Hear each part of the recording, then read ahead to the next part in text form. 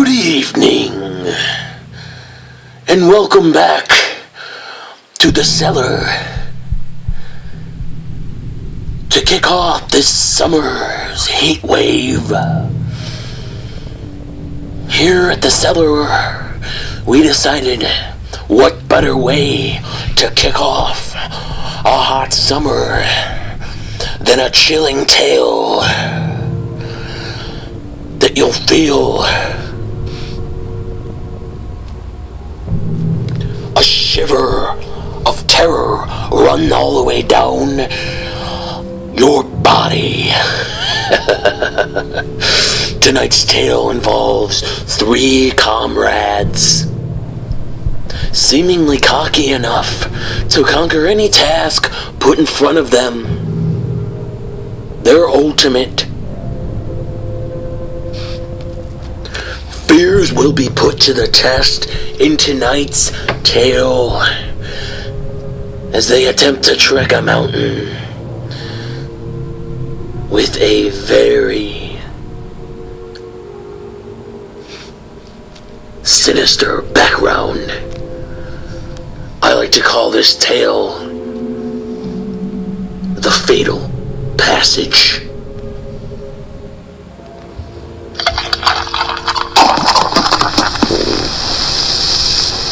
Come on, drink up, comrades. Today is our big day.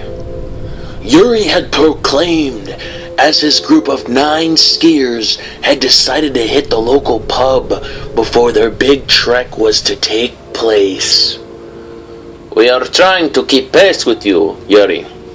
But you drink your vodka like a fucking bull. Vlad yelled back as the warm sting of the vodka was poured down his throat. Yuri was the group's lead, and the group trusted them with his life. Also, with their lives.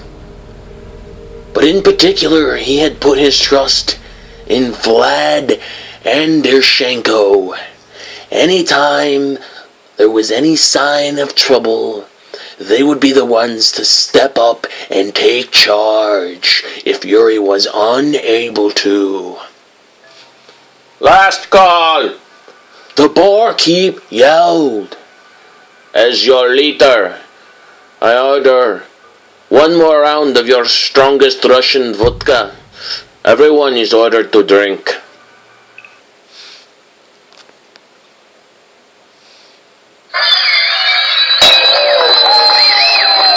The group all joined in one more celebratory good luck cheers as they drank their warm vodka as they headed back and their nightcaps slowly set in. The group was used to trekking all kinds of mountains, from the massive giants to the smallest of hills. They all had extensive climbing experience, so absolutely none of them showed even a hint of fear, as they all packed up their gear, which included thermal pants, thermal shirts, gloves, rucksacks, emergency supplies, food, and tents to set up base camp, which would protect them from the biting winter cold that would set in at night.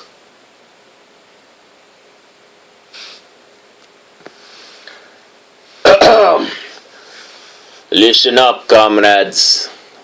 I want this trip to be one to remember. So let's get a shot of one of the greatest Russian expeditions in all of the motherland. Before the button on the camera was hit. Stop!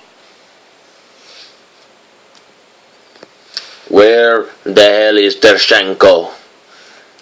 As if on cue, Dershenko stumbled out of the building, looking as if he had been up most the night. I Sorry, boss. I was a bit tied up. How do you say last night?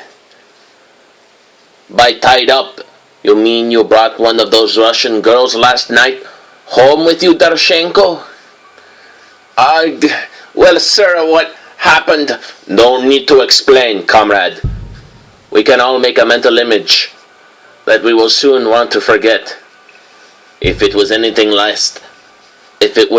like that last one you brought home, now get your ass over here and salute the camera.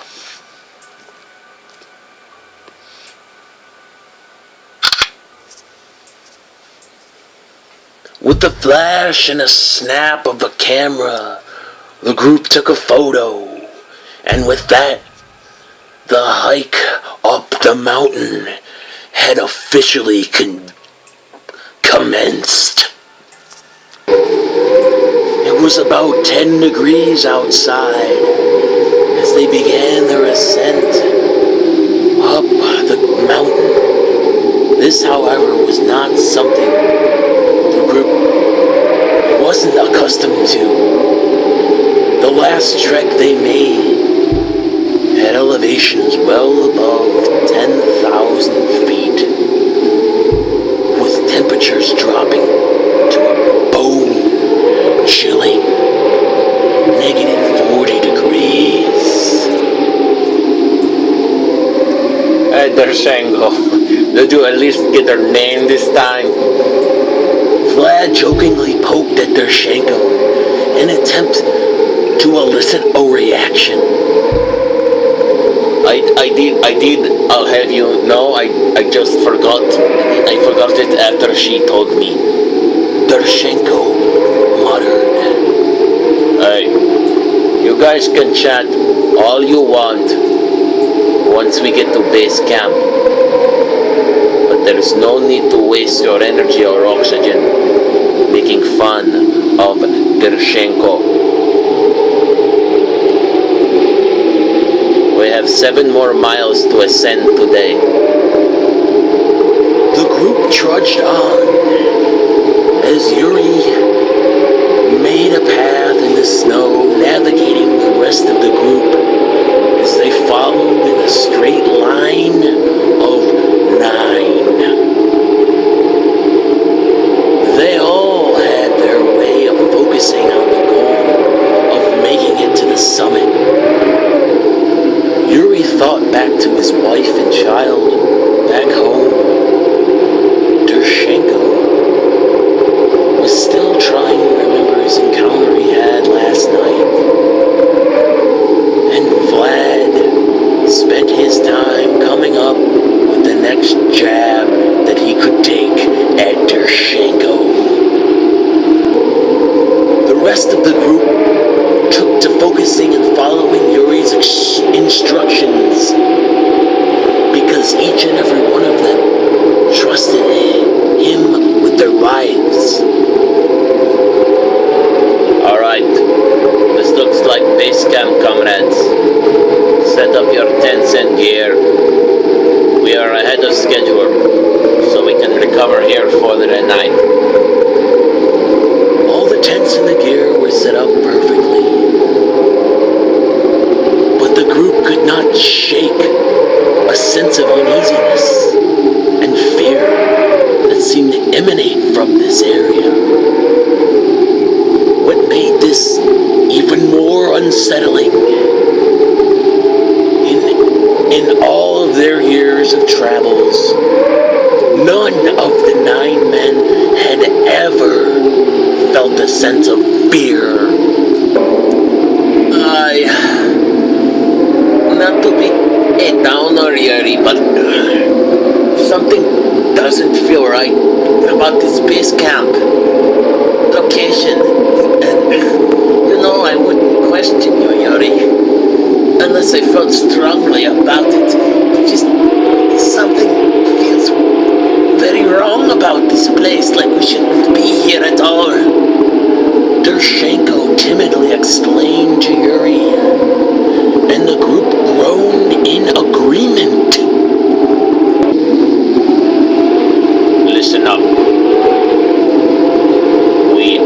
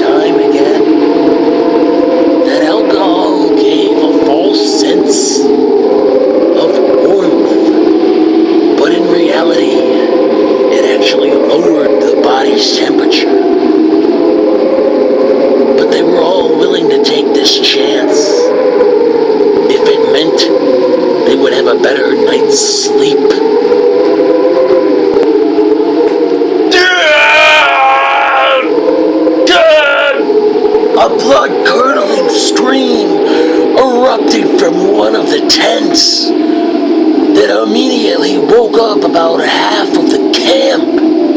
It sounded as if someone was being ripped in half as his screams of pain filled the air. What the fuck was that? Vlad quickly shot up out of his sleeping bag. His immediate thought went back to regret, as Yuri insisted that they would not need to bring any weapons on this trip, and a sinking feeling hit him like a ton of bricks. Jesus, wake up, Tershenko. Are you not hearing this? What is it? I'm still half drunk off of that cheap Russian vodka shit.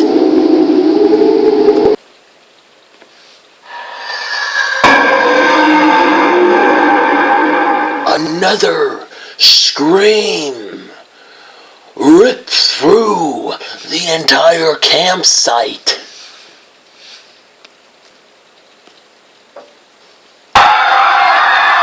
Shit! I know you heard that. Whose tent is that coming from? Vlad had slowly zipped down the front of the tent, and in horror, he saw that it was coming from Yuri's area. The scene of the campsite looked like mass pandemonium. Half the hikers were running away from the site as they were attempting to secure their tents. Lad, my fucking clothes, they are burning my flesh. It feels like they are cutting through the bone. A shearing pain ran through Vlad. I have to take this thermal gear off. Don't be stupid, you'll freeze to death. It is negative 20 degrees out here with the wind chill. I don't care. My skin, it is glowing. What the fuck is this? A site full of radiation and some kind of goddamn bears. Vlad ran out of the tent, trying and thinking somehow rolling around in the snow would cool the burns that ran up and down his body. The rest of the camp had the same idea, running around, ripping clothes off, as they all admitted an orange glow that burned their bodies. Two of the men had bumped into each other, thinking that they were being attacked by another man or intruder. They began tearing, ripping, breaking bones as blood began to splatter. One of the men had begun ripping and tearing at the other man's eye sockets, ripping them out in a confused horror.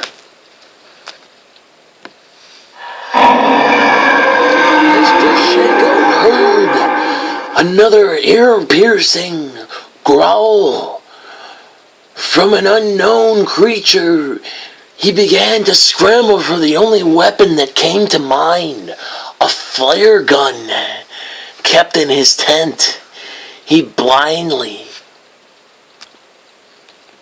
began to pick up and load the flare gun in a wild, blind rage.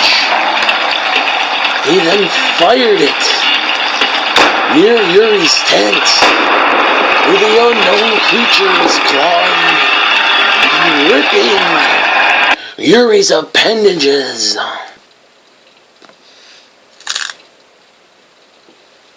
off of his body. He couldn't get a good look at it, but it seemed like the flare gun had at least stunned the animal. He sealed himself back in his tent until all the yelling and the blood-curdling screams subsided. He shook in terror as he assumed the fetal position, for the rest of the evening. 4 days had went by until the local authorities were notified. Once the team had failed to report in, a rescue group was dispatched on the group's location. When the rescue team arrived, they were in absolute shock and horror. Gear laid strewn all over the campsite, along with tents that looked like they had been absolutely ripped to shreds.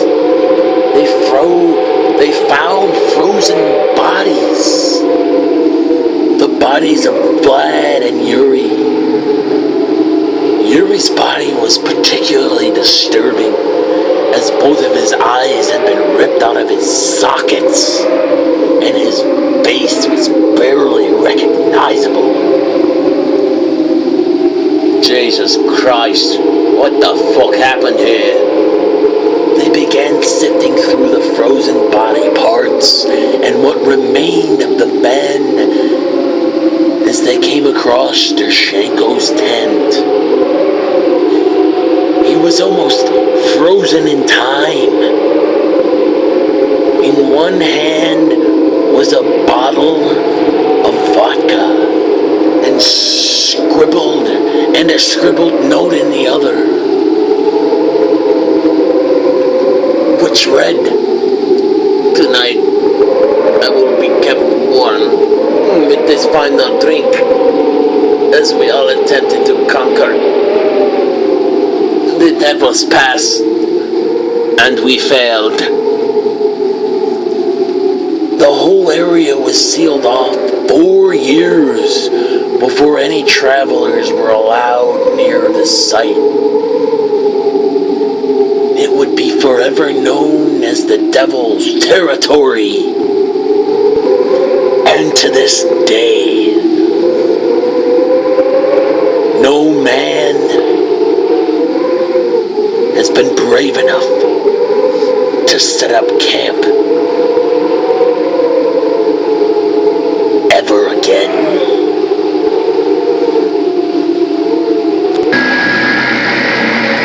So you survived another tale from the cellar. Well, if you thought that tale was bone-chilling, please stay tuned, because I have something in store that is guaranteed to scare you and invoke some of the deepest, darkest fears that you have. Stay tuned and subscribe and find out what's in store for the Cellar of Horrors.